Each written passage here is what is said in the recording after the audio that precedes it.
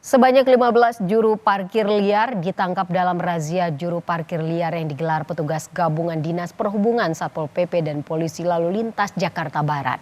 Para jukir yang terjaring razia akan didata dan diminta membuat pernyataan agar tidak mengulangi perbuatannya.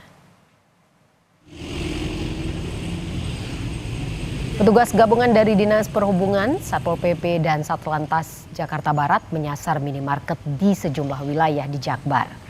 Sebanyak 15 juru parkir ilegal berhasil ditangkap petugas gabungan dalam razia juru parkir liar yang digelar di daerah Kapuk, Cengkareng, dan Kembangan.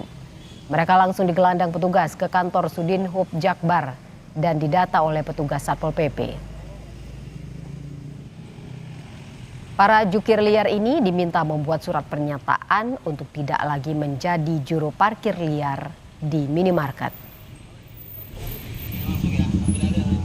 Juru parkir yang sudah kita amankan dari lokasi-lokasi tersebut itu kurang lebih ada 15. Rencananya mereka akan diapakan Pak dari pihak Sudinhub sendiri? Jadi mereka kita bawa dari lokasi-lokasi tempat kejadian, kita bawa ke Sudinhub Jakarta Barat untuk di BAP oleh Satpol PP ya. Lanjut kita berikan surat pernyataan agar mereka tidak masuk ke lokasi-lokasi yang tidak boleh memungut biaya parkir tanpa adanya izin dari P Parkir.